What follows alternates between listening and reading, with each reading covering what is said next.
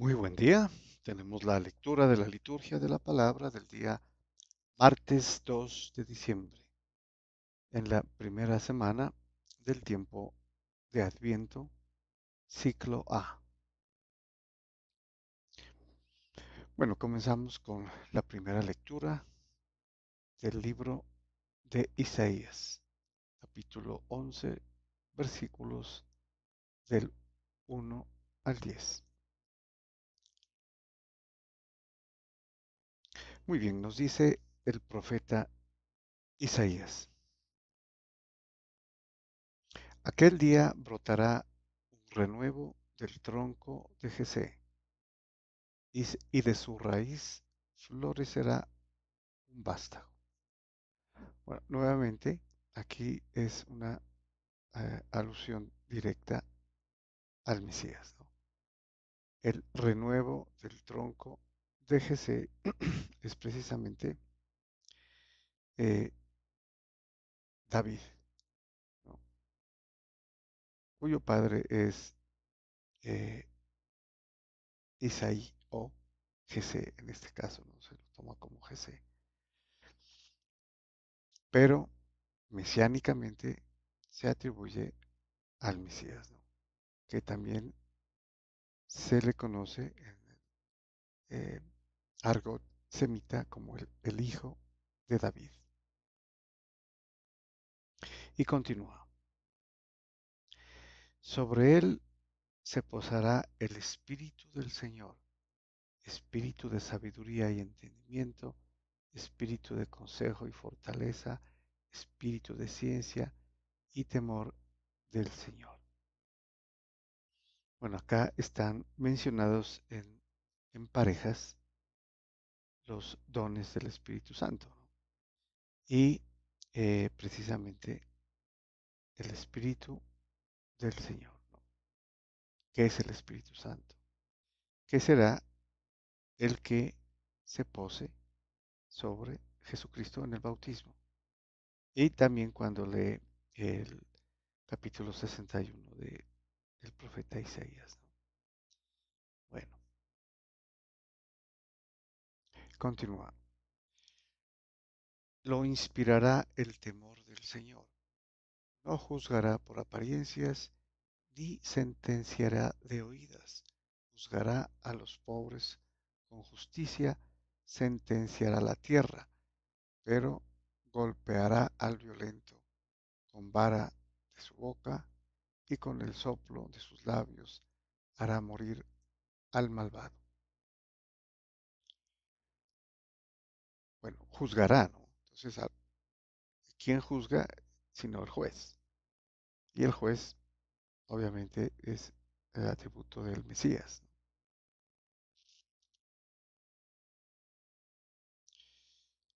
En esta parte, entonces, que es mesiánica, como una profecía de la era mesiánica, el profeta Isaías eh, prácticamente describe al Señor Jesús, que es el Hijo de David y que tiene la autoridad de juicio para juzgar. Continúa, la justicia será ceñidor de su cintura y la lealtad cinturón de sus caderas. Bueno, entonces tenemos aquí la justicia y la lealtad, ¿no? Que sería también la verdad, la paz, ¿no? Justicia y paz. Son también atributos del Mesías, es decir, del Señor Jesucristo. Bueno, y, y sigue con la descripción escatológica, ¿no? De lo que habrá ya prácticamente en la vida nueva, la nueva creación, que sería post-mesiánica, en la era eh, celeste. Nos dice, habitará el lobo con el cordero, el leopardo se tumbará con el cabrito, el ternero y el león pasarán juntos. Un muchacho será su pastor. La vaca pastará con el oso, sus crías se tumbarán juntas. El león, como el buey, comerá paja. El niño de pecho retosa junto al escondrijo de la serpiente, y el recién destetado extiende la mano hacia la madriguera del áspid. Nadie causará daño ni estrago por todo mi monte santo, porque está lleno el país del conocimiento del Señor, como las aguas colman el mar. Bueno, ese conocimiento del Señor, que es el conocimiento profundo del Señor, ¿no? No es el conocimiento eh, humano o natural, que sería el gnosis, es epignosis, es un conocimiento más allá de lo natural.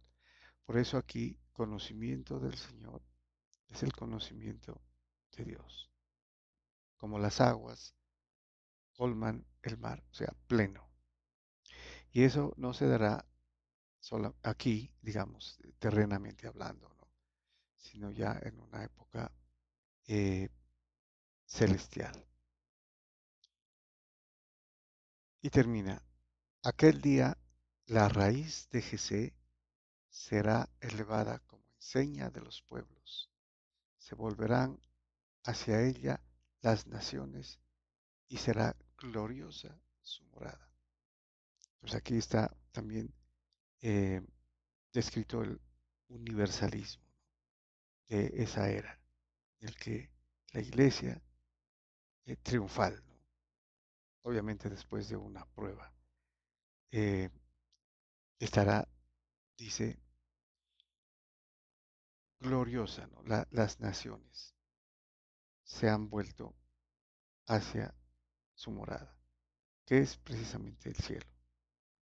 Y aquí estamos, eh, como les decía, en el universalismo, el catolicismo del reino de Dios, en el que todas las naciones, incluidos los judíos, obviamente, el primer pueblo, harán parte de esta era. Muy bien, pasamos al Salmo responsorial. Tenemos el Salmo 71, cuyo responso es: en sus días florezca la justicia y la paz abunde eternamente. Lo que habíamos mencionado en la anterior lectura, ¿no? Justicia, paz y fidelidad y verdad, ¿no? Sería el complemento. Bueno, este es un salmo eh, en el que se canta precisamente a- al rey. Se, muy posiblemente este salmo se utilizó en la entronización de un rey, ¿no? Pero aquí se lo orienta hacia el reino de Dios, ¿no? El reino de Cristo, el reino de los cielos. Nos dice el salmista: Dios mío, confía tu juicio al rey, tu justicia al Hijo de Reyes, para que rija a tu pueblo con justicia, a tus humildes con rectitud. En sus días florezca la justicia y la paz, que falte hasta que falte la luna, domine de mar a mar, del gran río al confín de la tierra. O sea, en esta la paz que tanto se busca, ¿no? Pero la paz no es la paz de estar bien, ¿no? De que no haya guerras, la paz con Dios, estar en Dios, con Dios, en la plenitud y con justicia se hace posible esa paz. Tanto dice que hasta que falte la luna, domine de mar a mar, del gran río al confín de la tierra. Él librará al pobre que clamaba, al afligido que no tenía protector. Él se apiadará del pobre y del indigente y salvará la vida de los pobres. Bueno, podríamos preguntarnos, ¿cómo la va a salvar? ¿No? A los pobres, a los humildes, a los desvalidos, a los desprotegidos. Es precisamente una alusión a la nueva vida espiritual, donde salva. La salvación precisamente no es el cambio de ser pobre a no serlo, sino de ser pobre en esta época de transición como peregrinos, ¿no? Sufrientes, y llegar y merecer la vida eterna.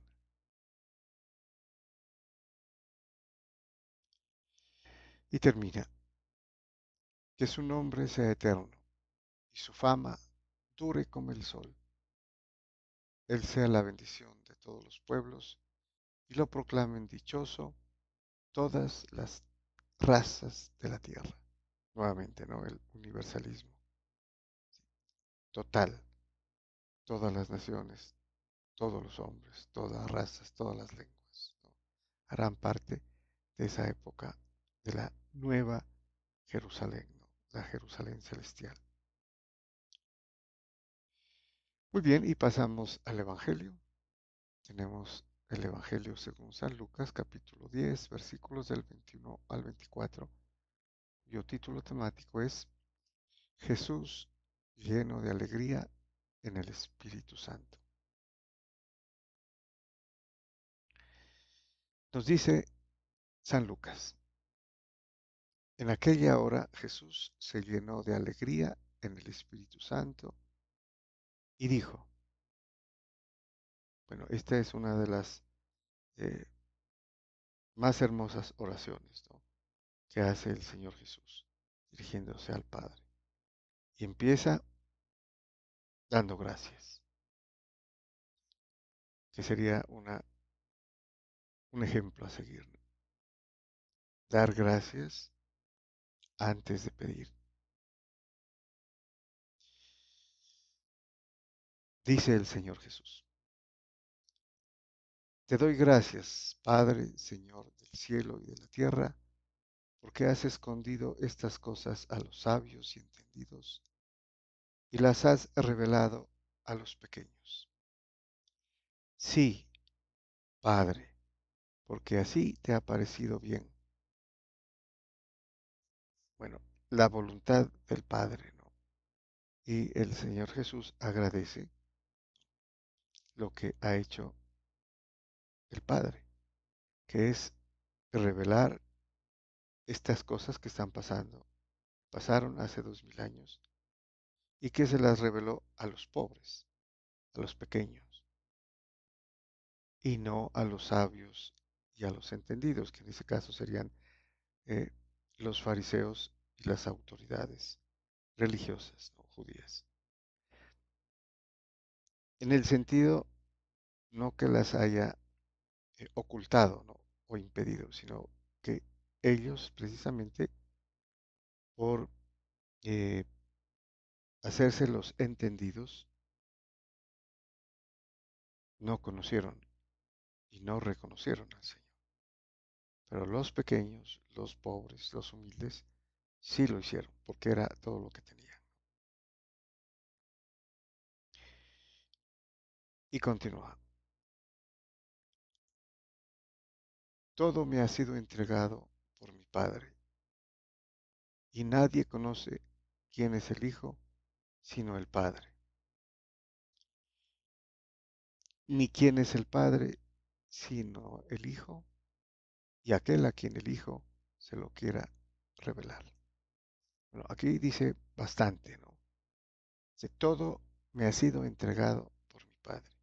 Y aquí es todo, ¿no? Podríamos decir toda la creación, todos los seres, animados e inanimados, celestes y terrestres. Y lo que sigue es parte de lo que se conoce como la declaración de la divinidad del Señor Jesús. Claro que esto hay que entenderlo en una forma más profunda, pero podríamos solamente hacer una pequeña observación. Nadie conoce quién es el Hijo sino el Padre. Y aquí se utiliza el epignosis, el conocimiento profundo del que hablaba, ¿no?, anteriormente. Dios conoce todo, porque es Dios. Sin embargo, nadie conoce quién es el Hijo, sino el Padre. Perfectamente, ¿no?, lo conoce. ¿Ese conocimiento está al alcance de los hombres? No, no completamente, ¿no? Pero el Padre sí conoce perfectamente al Hijo. Bueno, y completa la siguiente declaración. Ni quién es el Padre, sino el Hijo. Sabemos que no podemos conocer a Dios, ¿no?, porque no podemos abarcar, pero el Hijo sí lo puede hacer. Aquí lo dice, ¿no? Ni quién es el Padre, sino el Hijo. El Hijo conoce profundamente y completamente al Padre. Ese es un atributo de Dios. Por eso aquí está reflejada la divinidad del Hijo, que conoce al Padre, conoce a Dios. Y aquel a quien el Hijo se lo quiera revelar, que es precisamente lo que hace en el Nuevo Testamento, ¿no? Especialmente en el Evangelio, los cuatro Evangelios. Es el Hijo quien revela al Padre, a todos los hombres. Y continúa, y volviéndose a sus discípulos, les dijo aparte. Aquí se refiere a los 12, a los apóstoles. Bienaventurados los ojos que ven lo que ustedes ven, porque les digo que muchos profetas y reyes quisieron ver lo que ustedes ven y no lo vieron, y oír lo que ustedes oyen y no lo oyeron.